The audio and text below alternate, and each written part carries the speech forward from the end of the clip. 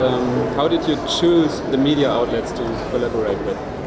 Our whole model is based on trust, and so we don't usually pick media outlets. What we pick is reporters. We pick human beings that we can trust, that share our same values, and that are willing to commit time to do these long form and long-term investigative projects. So we start with a trusted reporter, and then it's up to that reporter to pitch the story, the collaboration to their editors and in their media organization. But the first thing that we go for is the reporter, who is the best digger, the most trusted, and the best team player in a particular media organization. And we don't care if they work for a big media, if they work for a non-profit center, or even in some cases we're collaborating with even smaller investigative centers at academic institutions and universities.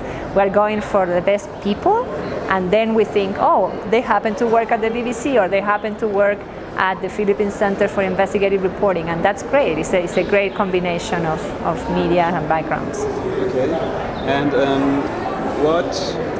the whole public relations aspect which is behind it, how important was it for you?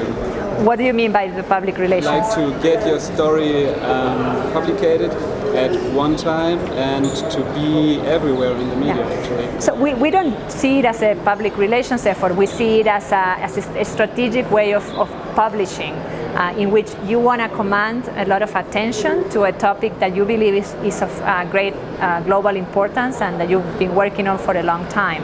And so the best way is to hold back, to not let the story drip and drip, throughout the months, but to hold back your horses, like they say, gather your best material, your best stories, and then all publish at once, hoping to create a bigger effect, more impact.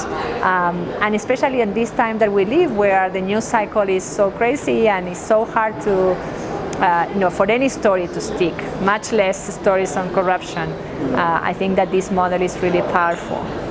Okay, and some people are saying that actually where they're looking for the investigative touch in your research, because finally some people say, okay, it's just about waiting for an email and it's no real investigative work you do. So can you understand these critics?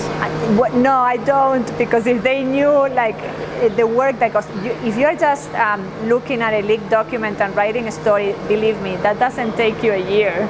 You can do that in a day or in half a day. This is really, really intense, thorough research, as I was saying in my talk. First within the confidential material, and in the case of the Paradise Papers, that was 13 million documents. Imagine sifting through 13 million documents, finding for the revelation, finding the secrets and the stories that are kept from the people and that people need to know about. And then from there, going to the public records, going to court records, land registries, all the traditional ways that we investigate, because you need to have these two worlds talk to each other. So I would say working on leaked stories is more work than doing the traditional investigations, because you have to do the traditional work and you also have to learn to sift through and research the confidential material, which is often chaotic, disorganized, and incomplete.